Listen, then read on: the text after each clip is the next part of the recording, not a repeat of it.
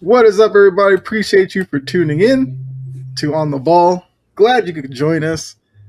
It is now Super Bowl, well, not week because we still got 2 weeks, but it's now Super Bowl preparation. Championship Sundays behind us. We'll discuss all of that. Um, Something that we used to do on here. We used to do a little trivia at the end. We're going to do that again, bring that back.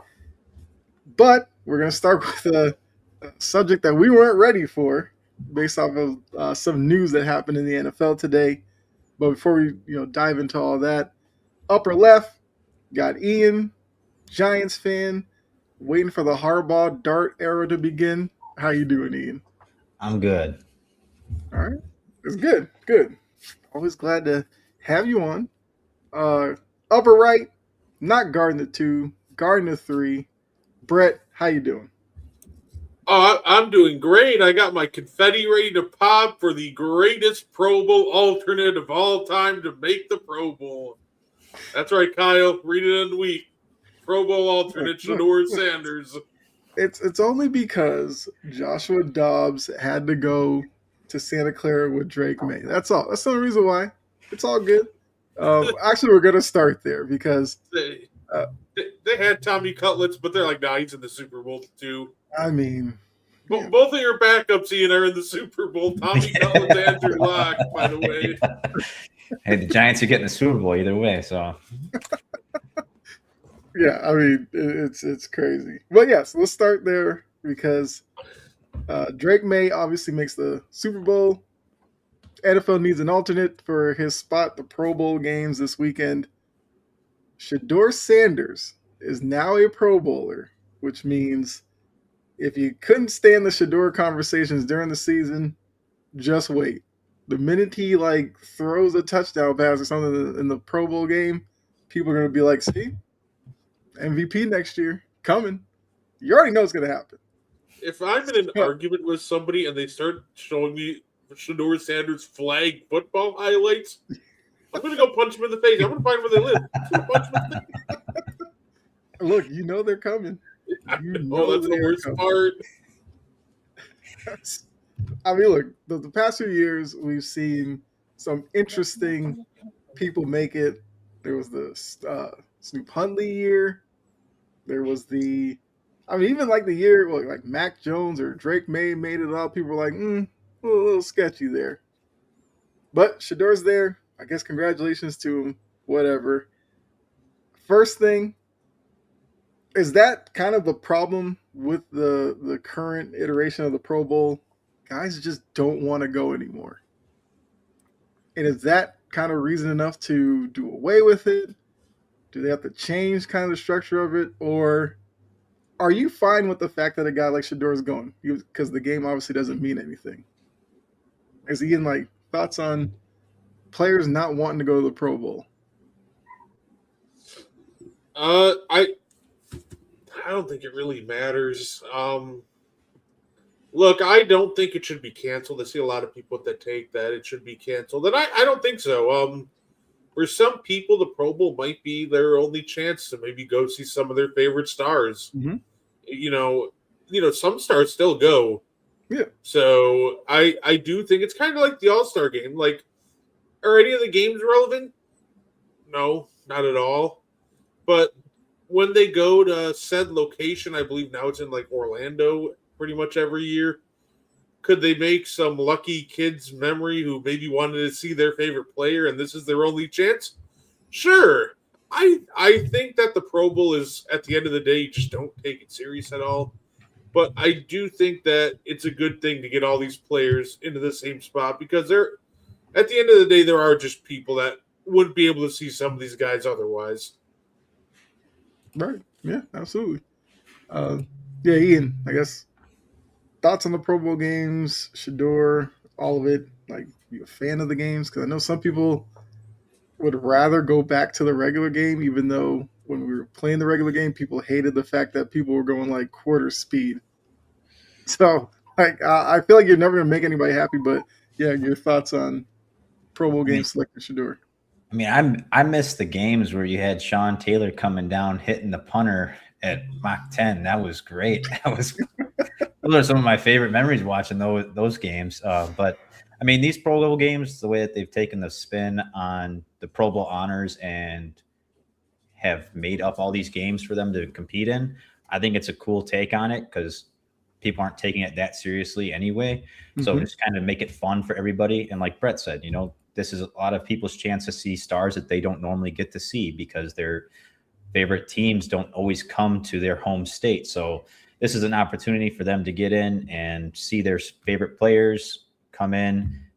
Does everybody that deserves to be there come there? No, but I mean, you've got the Super Bowl players that get in or that get into the Pro Bowl games, but then because they're in the Super Bowl, they get taken out because they want to stay healthy. But a lot of people don't want to do it. So kind of get who you get there.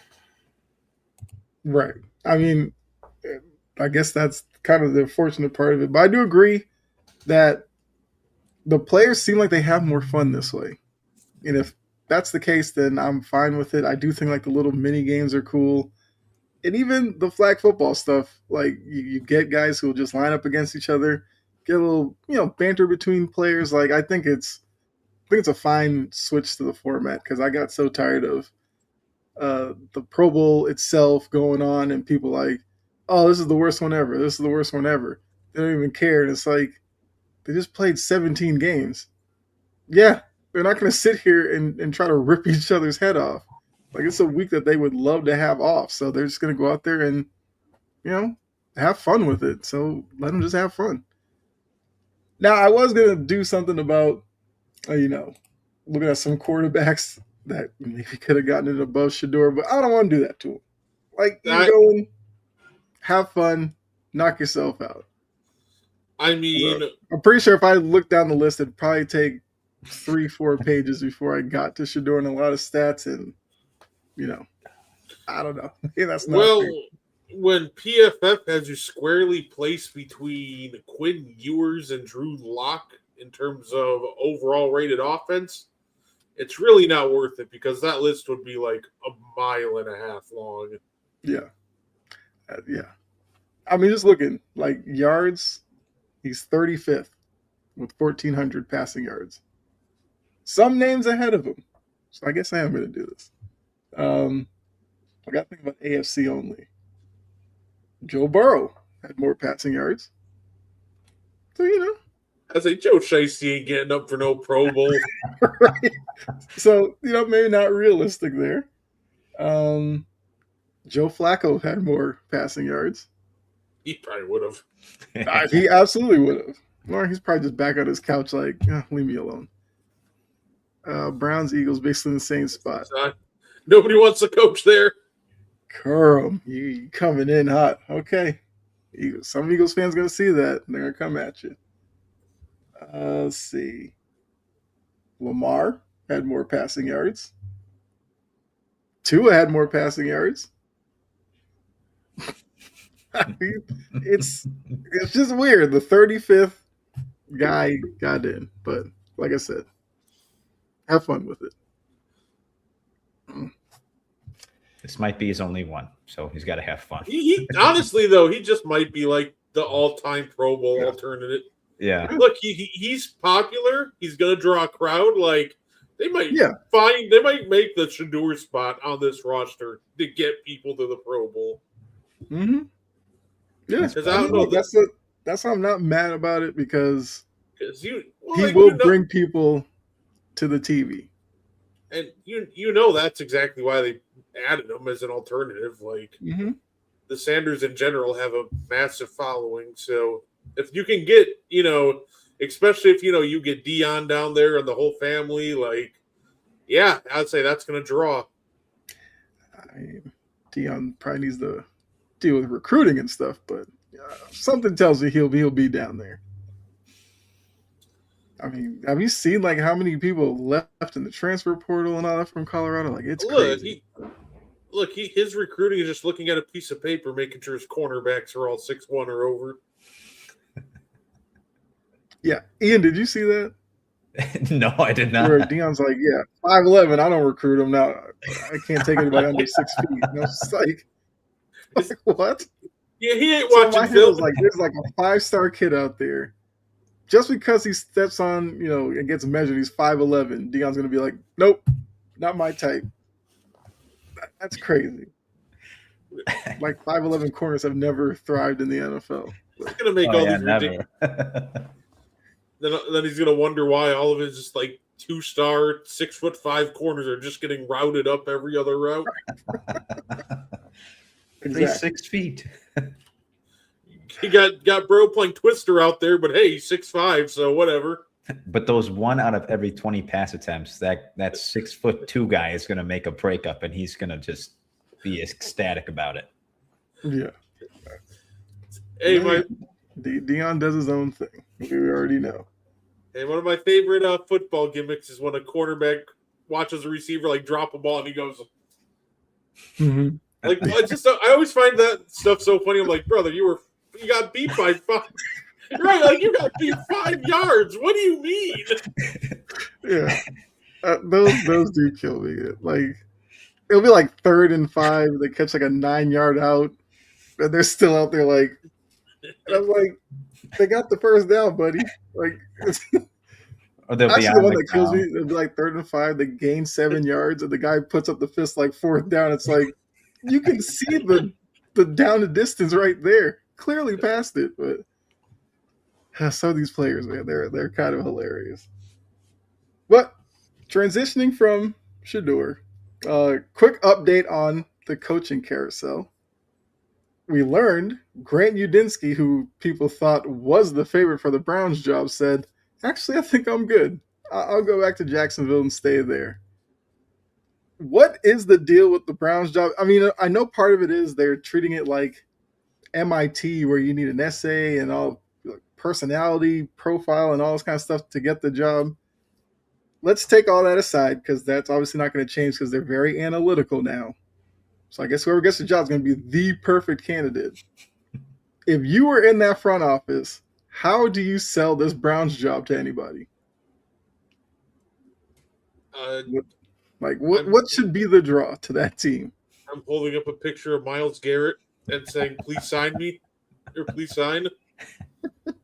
Look, that's the problem with the Browns job. Let's take away all the 50-page essays, which is ridiculous. Yeah. But let's just take away all that, strip it down. Let's look at the Cleveland Browns. What do you got? You have a lot of fun pieces on defense. Mm-hmm. Say Graham, Schlesinger, Garrett, like Ward. But once we get past that, it's just real dicey, real quick. Like, who's their next? What's their next best player after we get off defense? The kicker?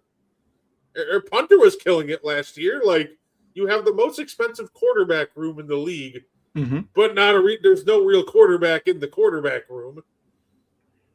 Say your running backs they're all right. They're nothing special. Your offensive line is nothing special. But Jerry Jeudy goes for 1,000 yards off straight volume sometimes. So, mm-hmm. I think once you look at that team just outside the defense, you realize this team is spending stupid amounts of money for little return. Mm-hmm. There's not really a ton of young guys on the offensive side of the ball that I can build around. And of course, it's I need my guy at quarterback, and he's not here. And if I don't play, and then of course I do think a factor is if I don't play Shedeur, the entire, city of Cleveland and his entire fan base is going to come at me. So it just feels like at the end of the day that once you get past the defense, it's just a mess. It doesn't really feel like a very desirable spot. So I think they probably would have hired somebody by now if they would have just really just made it easier to get the job. You don't need a 50-page essay. I'm sorry. Yeah. Yeah, I do think it's a problem when you have, young coordinators turn down the job or people you felt like could have been desirable turning away from the process. You probably need to change what you're doing. But yeah, so, Ian, how are you selling the Browns franchise? I mean, I'd start with the same way that Brett did. You've got a very good defense. You've got a young core with Schlesinger and Graham. I mean, Ward's still pretty young. Dyson Campbell. Got a good defense. Now your offense, you got a couple of rookies at running back. You got Raheem Sanders. You've got Quinshon Judkins, Dylan Sampson. Got a pretty moldable group that you could maybe do something with, but there's a lot of holes. There's a lot of holes. I mean, wide receiver, I don't know if a single one of them would be a wide receiver 1 on anybody's team or even a wide receiver 3 on anybody's team. This offense has a lot of work, but can you do something with it? Sure. But in order to do something with it, you need to come in with a plan of what you're going to do, who's expendable, what free agents you're going to target, what pieces you can grab to actually make this offense work. But because there's so many holes, that's what's hard to try to even come up with a plan of what to do. They don't have a lot of cap. There's so many issues. Yeah. I mean, not one of you said you have a Pro Bowler now at quarterback. Yeah, I forgot. I mean, most big plays caused by the Browns was because of Shedeur Sanders, naturally. Jokes aside, it is. I mean, it is a little funny to see like every day. It's like somebody pulling out of the coaching situation, but I guess another selling point could be the division is kind of up in the air right now. Oof. Well, I mean, some would say they had one in Baker. They didn't want to give it a shot. Outside of that, I don't know. Didn't Bernie Kosar have a good year or two? I don't know. Couch might have accidentally had a decent year at some point. Yeah. Steelers will be mid. Well, that's what I'm saying. Look, the division is up in the air. Zach Taylor's the only one who keeps his job. We already know that's probably going to be a mess next year.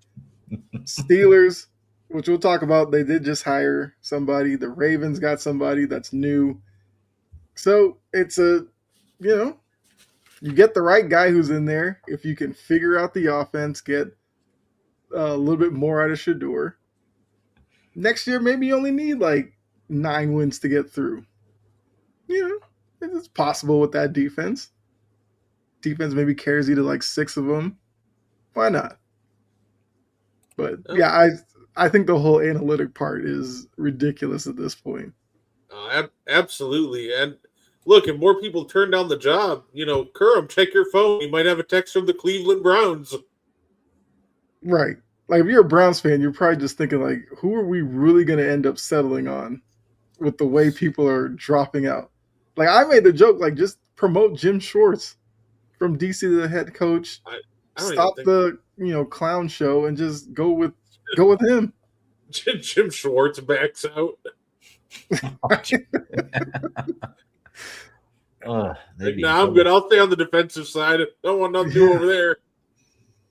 That's crazy. But Kerm did bring up Mike McCarthy signed with the Steelers. He will replace Mike Tomlin, which I know I saw online. Somebody was like, they replaced Mike Tomlin, who hasn't been to a Super Bowl since 2011 or something, with Mike McCarthy, who was last in the Super Bowl 2011. So there you go. Question, very simple.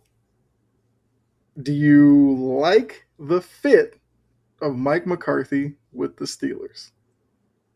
Because I think, and Brett, you can back me up on this one, I feel like the stigma against McCarthy with Green Bay was he could probably get you to the playoffs, might not be able to get you to a Super Bowl. So now replacing Mike Tomlin, where the stigma against Tomlin was he'll get you to the playoffs, might not win you a playoff game, thus can't get you to a Super Bowl. So do you like the fit of Mike McCarthy in Pittsburgh? We went from no. Here's the thing. Is Mike McCarthy one of the 32 best coaches in the league? Yes. Does he deserve to have a job? Absolutely. Mike Okay. McCarthy, with all of the stigma against him, is actually, I think, a very good coach. This is a guy who helped develop Aaron Rodgers. Dak had some of his best years under him. He was ripping off 12-win season in Dallas. But the problem with Mike McCarthy is, one, he's a floor raiser, not a ceiling raiser. Mm-hmm. So are you looking to maintain the status quo with your Pittsburgh? Because, if that was the goal, you might as well have just paid Tomlin extra to stay on. If your goal was just to make playoffs. To me, I think Mike McCarthy made a lot of sense for different teams. I was saying that I wouldn't mind him do a team like Tennessee, a team with a young quarterback that he could mold and really develop.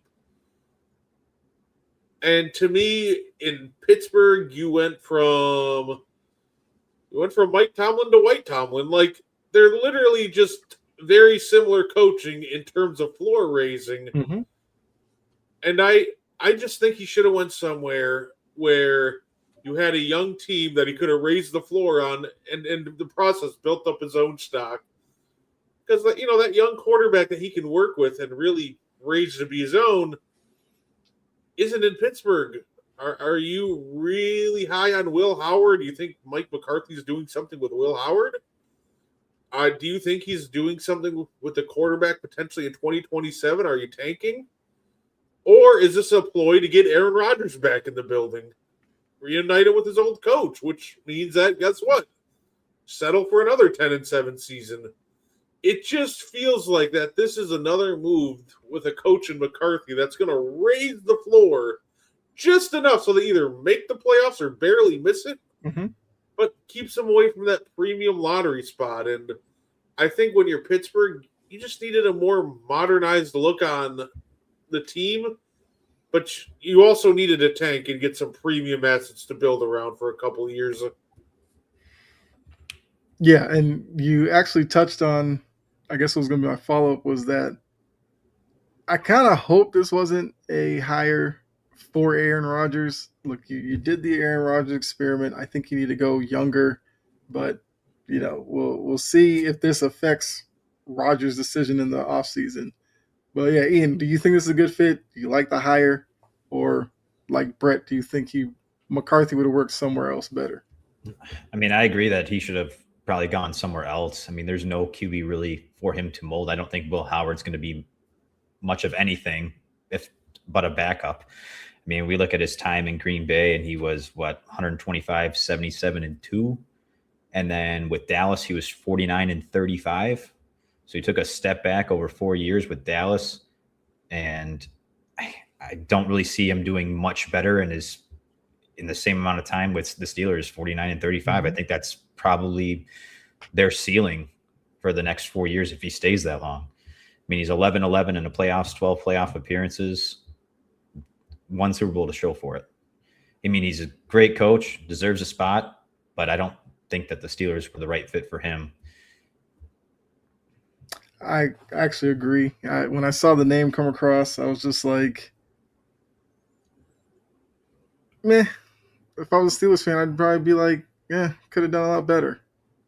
You see Baltimore, the team you don't like, go get Jesse Minter. Young DC, different name, brings in kind of a different probably vibe and energy. McCarthy, I agree, would have worked in Tennessee or one of these teams where maybe the expectations are a little bit lower right now, but you give him kind of the runway to build something. He goes to Pittsburgh. Steelers fans are going to want playoff wins right away. And looking at it right now, if you run it back with Aaron Rodgers, that cannot give you any type of positivity that they're going to do any better than they did this previous year. So good luck to them, but I don't think it was a good hire. But, and of course, it's going to bring up once again, this is a job that we kind of thought Brian Flores was going to be perfect for. And it looks like he's not going to get that, and I doubt he's going to go for any other job, so he'll go back to Minnesota, which, if you're Minnesota, you probably win that one because you'd rather him be your DC than obviously be a head coach somewhere else. And, maybe Minnesota will be the spot for him, and I guess we'll have to go through this whole song and dance with him again next year, probably. But Brad, I think you were saying something. No, I just wanted to say, I know you saw it, Kyle. Ian, did you see my favorite report about the whole Mike McCarthy situation when they were talking about his work with quarterbacks? Truly, the greatest part, if anybody didn't see it, was when they were hyping up Mike McCarthy. They're talking about, yeah, he's developed quarterbacks dating all the way back to his days in Kansas City. I'm like, hold on, like Kansas City, where his quarterback was 4-time Super Bowl champ Joe Montana? Like, not even underdeveloped Joe Montana, he's already won all of his Super Bowls? Like, that guy? Right. I just thought that was the funniest part about this whole Mike McCarthy thing when they started throwing propaganda that, like, yeah, he's been developing quarterbacks since Kansas City. I'm sure Joe Montana really needed all the extra development of Mike McCarthy. I mean, he did not need it. Like I said, maybe that was just part of the shipping point to the Steelers. Like, look, you're bringing back Rodgers. I've dealt with Wash Montana. I can deal with Washed Rodgers. Sure, why not? Look, it's interesting choice. That's all I'll say. So now that's 6 jobs hired. We now need Buffalo, Cleveland still, Arizona, and what am I blanking on? Oh, the Raiders. Duh. Which one do you think is the next one filled? And are the Browns going to be the last job filled, or will it be Arizona?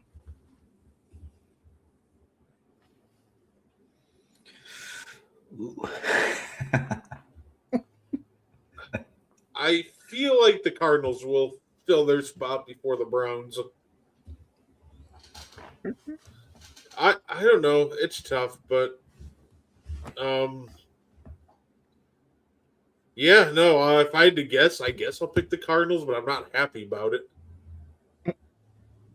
I mean, is there a name that you would like to see hired this cycle that hasn't been hired yet?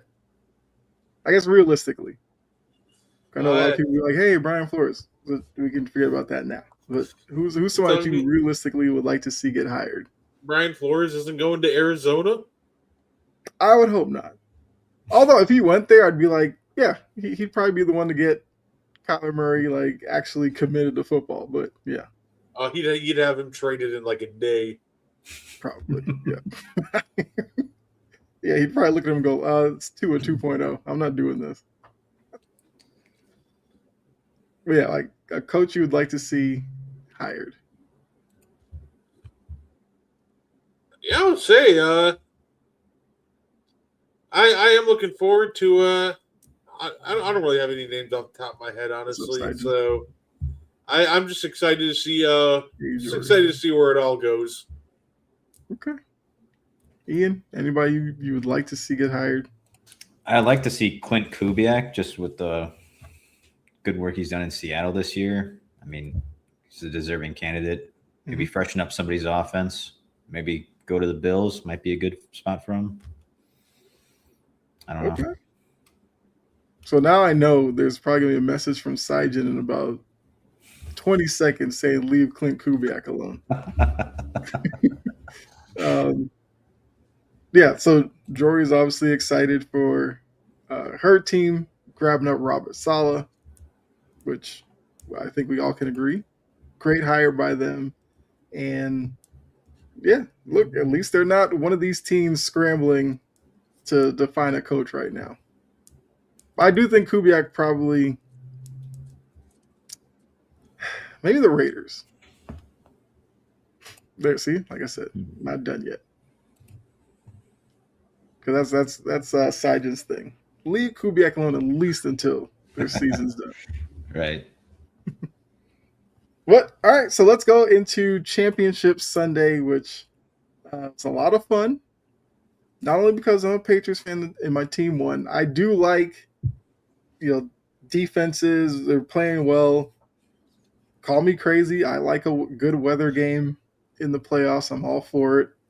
I don't know, maybe to that extreme, but hey, it would have been worse if they played in New England. So I guess both teams lucked out.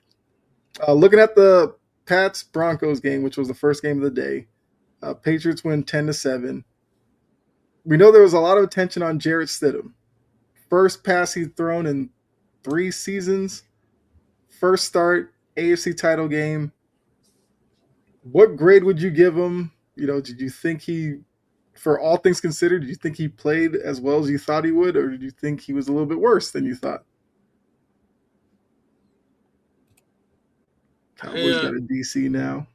Oh, they got the guy from Philly. And just quickly, Stidham's stats: he was 17 for 31, 133 yards. He had a touchdown and an interception. I think Stidham played about as well as you'd expect. You can't really ask the guy to not pass for like 2 or 3 years and be like, "Oh, by the way, you're playing in the championship game."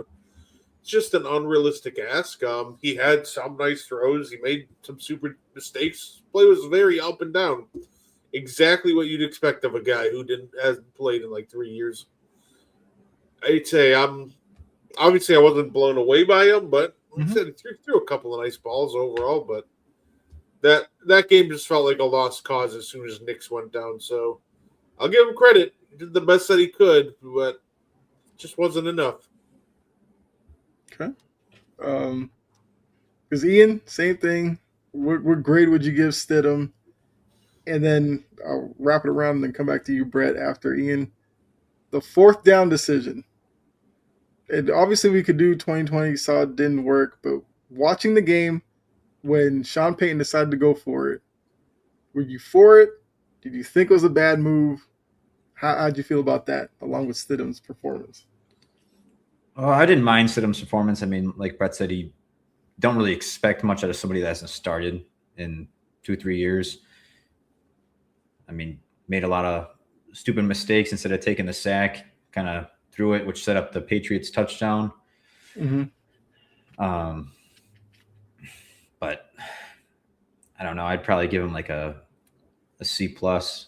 Didn't do too bad, but wasn't anything like blown away by. And then the 4th down call. I mean, when you're in those situations and you're trying to set yourself up for success, I mean, you got to go with a high percentage play, and you got to live with the decision at the end of the day. And I was for their 4th down call. I mean, they got to make a move at some point, kind of keep the ball going and see what they can do. But unfortunately, they didn't get it. So, yeah, I mean, it was a risk. I do think so. When I was watching it, I thought the way that the defense was kind of holding New England to basically nothing, I thought the field goal would have made a lot of sense. It takes that pressure off of Stidham, obviously first shot in a while. Plus, you go up 10-0, the way that the Patriots offense was going, that might have been enough. Plus, with the incoming weather, as Romo and Nance talked about like every 5 minutes, you knew if you had a lead by the time that stuff started rolling in, you probably were going to coast to a win because of the snow, the wind, and all that. So I thought they should have taken the 3.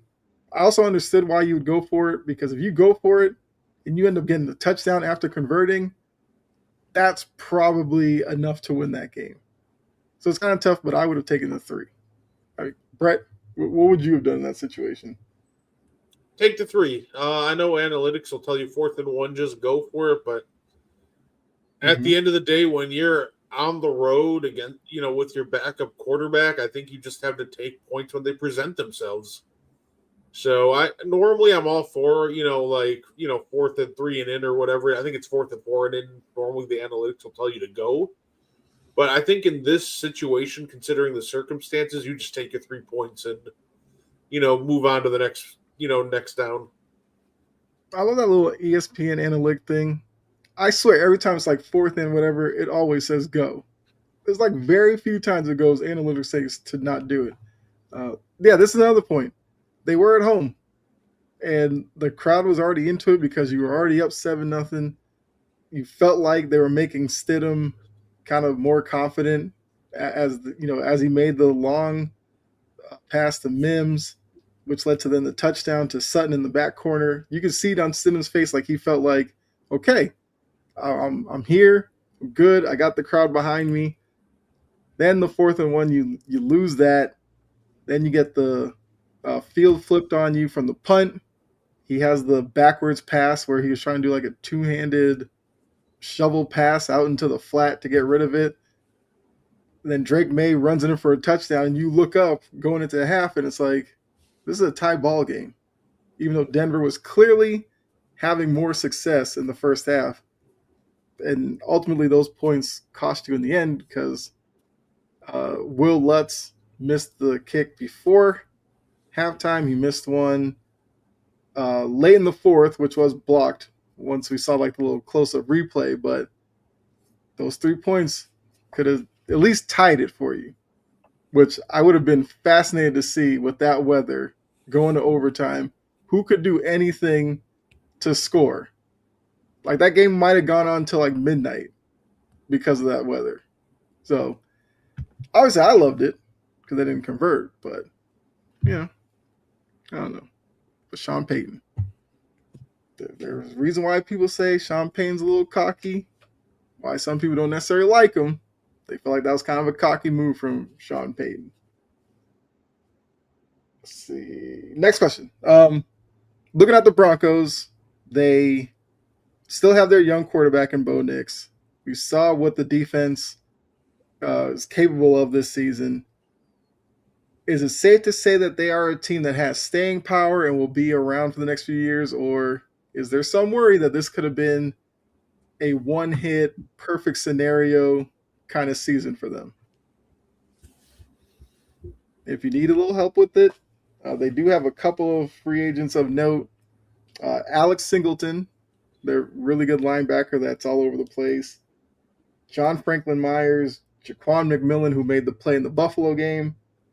J.K. Dobbins, who was their leading rusher, but was hurt, as he normally is. And then Jaleel McLaughlin. Those are like their notable free agents. I think they have some staying power as long as they keep the defense together. Say, at the end of the day, that's their calling card, so they just got to do everything in their power to keep the core of that defense together. Mm-hmm. I think Bo Nix has definitely proven himself to be able to. He won't lose you a lot of games, and he's shown that he can absolutely rise to the occasion and win you quite a few win some games. So I think the Broncos have some staying power. I think they kind of showed it over these last couple of years. So, Gene, what's going on, Rod? We will talk about your Rams in a little bit, so feel free to stick around and give your thoughts on that. But yeah, Ian, Broncos staying power, one-hit wonder this season. I think the Broncos have some staying power. I mean, like Brett said, their defense is their calling card. I mean, they've been phenomenal on defense this year. If they keep that up and keep their core group of guys together, maybe even bring in some fresh ones just to keep adding to the depth of the defense and get some guys up to speed. So that way, when you do have the big contract signings, you've got guys that can fill in those holes. But Bo Nix has really developed well. I mean, he does struggle at times, but I think he's competent enough to be a game manager for them, especially with that defense behind him. I don't think they're just a one and done team. Okay.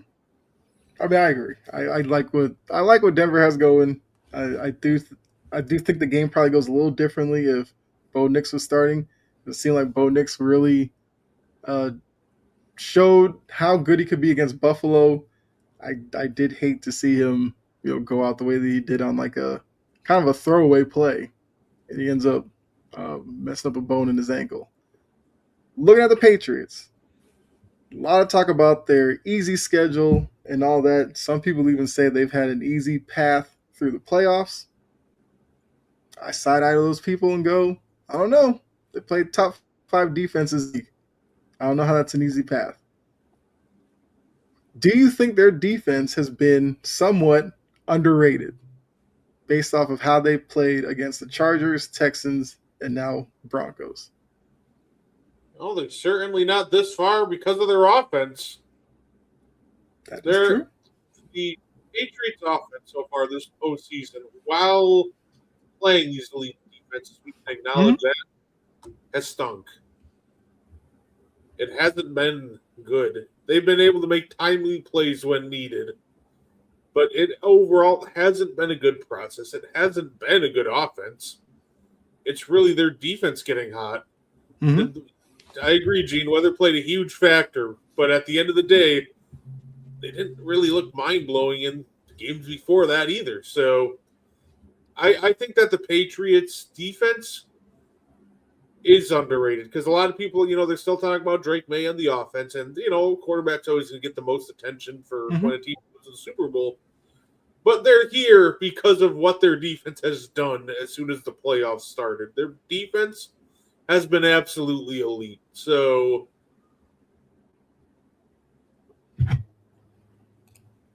Don't think Nick's. Yeah, I don't think it changes the outcome, but I think at least it looks a little bit different. Because there were some throws that Stidham had that he was kind of late on. He rushed a little. I feel like Knicks would have been a little bit better in those situations. But yeah, I agree that. Yeah, I agree with you. Knicks doesn't change the outcome. So yeah, Ian, defense underrated or not to you, the Patriots? Yeah, I do think this defense was underrated. I mean, you got leaders on defense like Christian Ellis that just have been insane this postseason. Christian Barmore been great too. Yeah, they're the whole reason why they're here. May did not look good. I mean, yeah, the weather was not good against they played the Broncos, but still he's not played to the level that he has during the regular season. And it's all in large part how well their defense has played, why they're in the Super Bowl. Yeah, look, I'll agree. I think the game plan against Denver obviously changed as the weather got worse, but once they kind of realized that the defense was holding Denver's offense down, I do think that changed it to where they were just asking May to not turn it over. Don't give them any short fields. Stidham had the one throw, but then after that, it was a bit of a struggle. They couldn't run the ball, which I did think was going to be a big thing for Denver. If they could have ran the ball, that would have taken a lot off of Stidham. They couldn't do that. You got to credit Milton Williams and Christian Barmore for that. Also Spillane, who's really good in run defense. So I agree the offense hasn't been great, but I feel like come Super Bowl, we might get the Drake May that a lot of people have gotten used to. All right, so let's see. Rod, who is in here? Rams lost. Let's talk Seahawks Rams, which, look, you wanted offense. The NFC got you.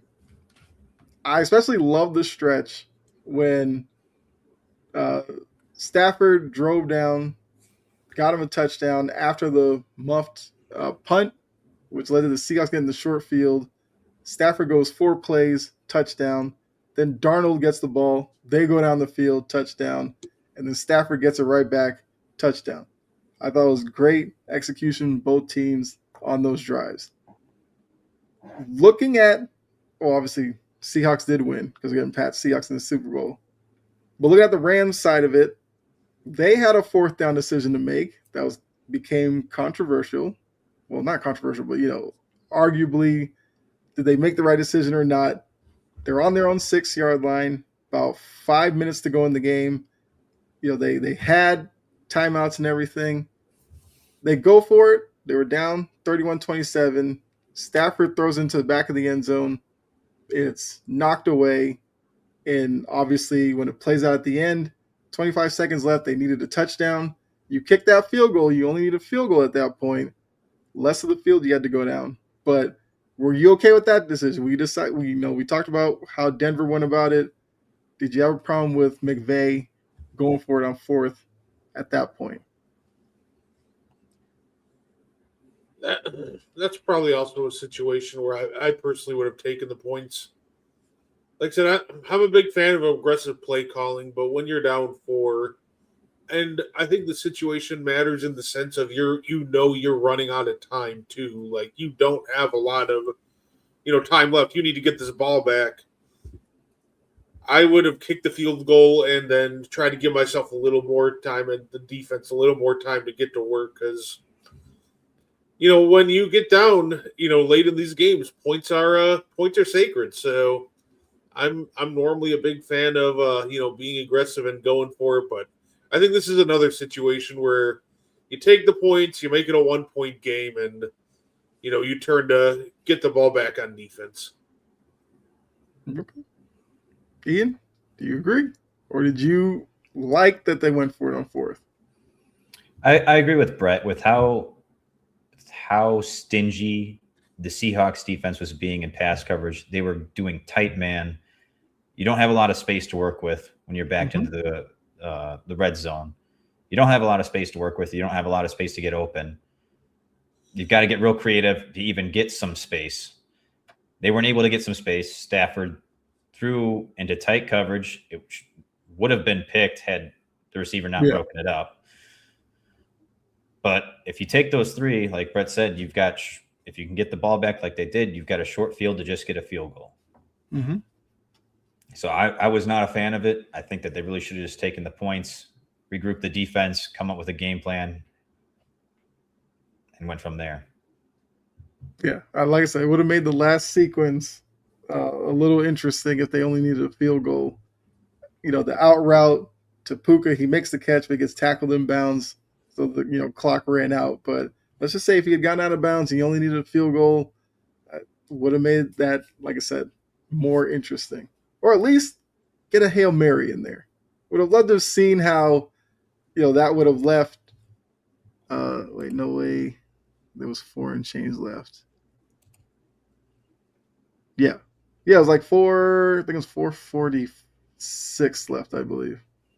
No.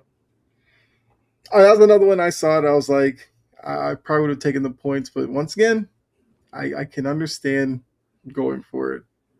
I love the decision, though, because like you said, I don't know what Stafford necessarily saw on that route because the Seahawks player was right there, undercut the route. But, is what it is. Okay, so the other side. Sam Darnold, a quarterback that not a lot of people give a lot of credit to because of, Jets tenure or Carolina or the Vikings because good year up until the end of the year, start struggling in the playoffs, whatever. He's now will help lead the Seahawks to the Super Bowl. Is it time for the narrative around Sam Darnold to change? Like, do you now view him, if you didn't before, as a good enough quarterback, or does he still have to prove a little bit more to you? So decision all over again. I disagree with this because I think the scenarios are different. Okay. When the Rodgers field goal happened, there was even less time than this. But the biggest key is the Rodgers field goal made an 8-point game to a 5-point game. This would have made a 4-point game to a 1-point game where a field goal could potentially get you a win. The Rodgers one didn't make sense because you went from needing a touchdown to needing a touchdown. So it's like, why even bother with that? But when it came to this situation, now you're going from potentially needing a touchdown to needing a field goal. I think that's the biggest difference for me. Like, if the field goal would have made it like a 4-point game, just go for it every time. But when it comes to this one, if you can make it a 1-possession game within a field goal, I think you just take the points in that scenario. Okay. But, the Darnold aspect, because like I said, Seidman says yes, he's done enough to shut people up. And look, the main people who kind of were detractors, First Take kind of chronicled Stephen A. always talking about, Darnold will be that guy who ruins it for you and stuff like that. So kind of that conversation has that gone away because of Darnold's season. Yeah. Sam Darnold has proven himself not only this year, but he was very good last year. He had a little rough stretch to end the year, but I don't think that took away from the overall greatness of what he did last year. He was fantastic. He was a top 10 quarterback last year. He comes in, he's once again playing at the level of a top 10 quarterback this year. I think Sam Darnold, that he's a guy that at the end of the day he's shown that I Jang, yeah. I think he's a guy that's shown that at the end of the day he plays pretty much at that borderline top 10 quarterback level who can elevate his game at times. Okay. Is it really that crazy to say top 10, Gene? I think that once you get to the back half of the top 10, there's like a big pool of guys that you can interchange. And I think that's where Sam Darnold is. Well, hey, that's. I mean, yeah, I obviously have to think about that to see if I could put him in the top 10. But I see what you're saying. You feel like, those who are still kind of putting him down because of the Jets years and all that, that stuff you can put behind him. And those who thought that the Vikings year was a fluke, I guess he's proven yet again this year he can be that guy to lead a team to a really good regular season, and except for this year as opposed to last year, winning the playoffs. So I get what you're saying, Ian. You feel like Sam Darnold's done enough to quiet some of that noise. Yeah, absolutely. I think he's done a great job this season. I mean, last season, great season, struggled at the end, like Brett said, and then saw ghosts in the playoffs, which caused the Vikings to get eliminated.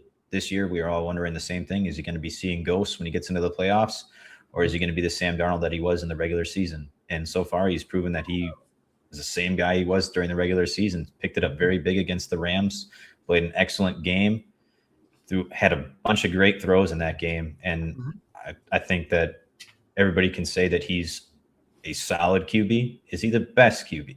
No. But is he a solid QB? Absolutely. Can he win you games? Yes. Okay. Now look, Sajin put it that he's done enough to shut everybody up. So Seahawks fans are happy with him. That's good for him. It looks like he found somewhere where he can kind of thrive. Looking at the Rams, because I asked this about the Patriots defense and whether they were underrated. Did we make too much about the Rams defense? Because looking at their numbers in the playoffs, they were 11th in yards allowed per game, 11th in passing yards allowed per game, 7th in rushing yards per game allowed, and 8th in points allowed per game.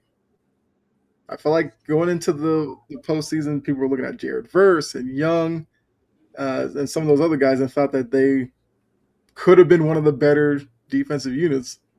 Stats would tell you otherwise. So did we overrate the Rams defense?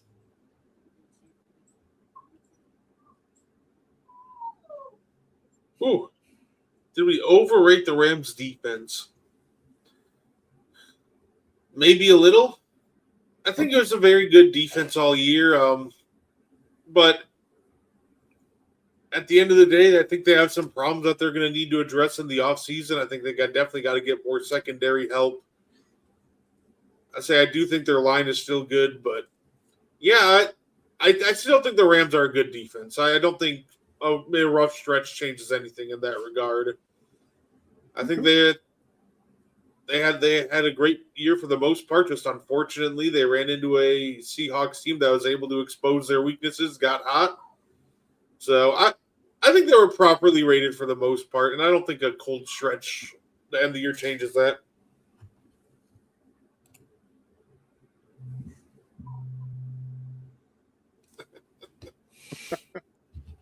Excited. Hey, take that victory lap. Ian, yeah, what do you think? Overrated? Did we, not to call them overrated, but did we overrate their defense or not? I don't think so. Like that front four is phenomenal. I mean, with Verse, Young, they did have an injury on defense. Kobe Turner that may or may not have played a factor in this game. He's been great for them all year. Having him go out kind of changed things a little bit for them. But that secondary did not play well during the postseason. I mean, they had some few key plays that they made, like Cam Curl, but they did struggle a lot. If the pass rushers were getting home, they were letting up yards. Okay. I definitely agree that they have some holes to fix, which obviously, because they didn't make the Super Bowl, you got to have some area of need. So we'll see what they do with the secondary in the offseason. But really quickly before I get to the little trivia question I have for you, one word answer. Is Stafford done? Yes or no? No. No. Okay. I probably agree. I feel like the way that this season ended, he'll probably want to run it back at least one more time. All right, so because the Super Bowl is in a couple weeks, we'll wait for next week's show to really break that down. But we are going to get a matchup of Mike versus Mike. Mike Vrabel, Mike McDonald, two defensive-minded coaches. First question. When was the last time we had two defensive head coaches in the Super Bowl?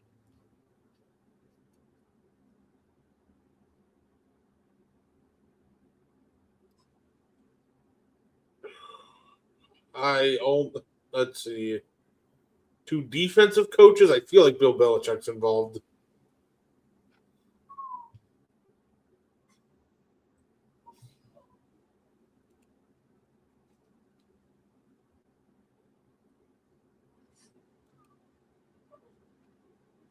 I feel like I'm not sure. I almost said my first guess was Patriots Eagles from no, because I don't think Doug Peterson was a defensive guy though. Definitely wasn't. Right, Peterson is offensive. Would it be Broncos Panthers? I mean, that's a good answer. I mean, Ian, do you have an answer? That was my guess. Was 2015 Broncos Panthers. It was 2017. Belichick versus Dan Quinn, the 28-3 Super Bowl. Oh, duh! I forgot Dan Quinn was in the Super Bowl. Right. Yeah. Paid so much attention to 28-3. Forget Quinn was the coach of the Falcons. And actually, back then, there was a little bit of a run because 2012, we had Coughlin versus Belichick. 13 was the Harbaugh brothers Super Bowl, even though John's a special teams guy, but give him the nod. 2014, you had Pete Carroll versus John Fox. And then 2015, you had Belichick versus Carroll. And then it went strictly offense. 2016, I believe, was offense versus defense. And then after 2017, everybody was offense versus offense. I mean, that's also true. People, because of how the offense played, you think Shanahan was probably the coach. But yeah, it was Dan Quinn. Let's see. All right, so the other question I had for you. Mike Vrabel, former player, now coaching in the Super Bowl. Who is the last former player to coach a team in the Super Bowl?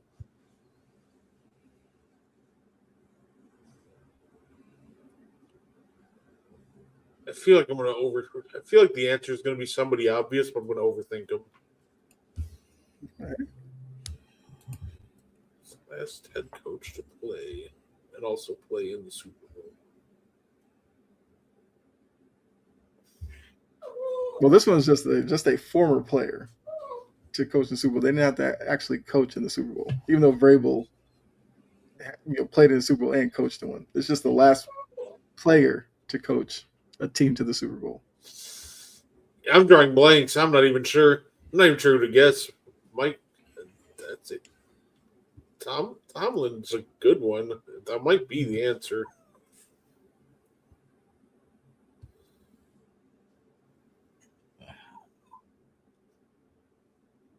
I'm drawing a blank.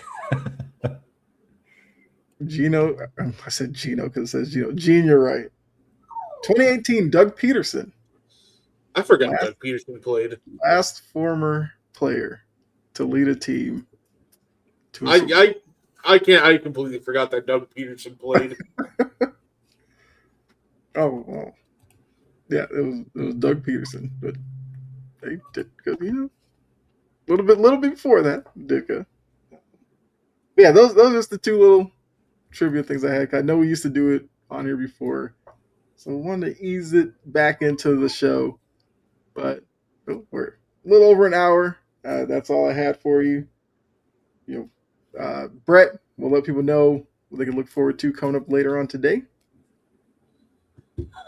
Yeah, I know tonight I know my co-host is on vacation, so I'll let you know in a little bit if we finalize the show for later tonight. Otherwise, one show that's a guaranteed lock this week, the Meaty Boys podcast on Saturday is presenting the WWE Royal Rumble watch along, and we're doing a little gift card giveaway where we're giving away 15 gift cards and 3 candles. So the way to enter, really simple. I can post the link if anybody's interested, but it's got to donate to my sister's GoFundMe. We're trying to raise money for my brother-in-law who was in an unfortunate accident. So I can share the link if anybody's interested. You can Venmo me or GoFundMe, and then you get 2 entries for every dollar you spend into my little gift card giveaway. But yeah, that's what I'm looking forward to this weekend. Ian, anything you want to add before we get out of here? No. All right. So, product of Wales. Well, we'll save our predictions for next week. I mean, I'm not going to say they're going to dog walk my Pats. No, I'm never going to agree to that. But yeah, appreciate all of you for tuning in. Hopefully you come back next week where we will talk Super Bowl. I guess we'll touch on the Pro Bowl, maybe work some NBA in, and I will try to have another trivia question for the crew. Thanks for all's going on.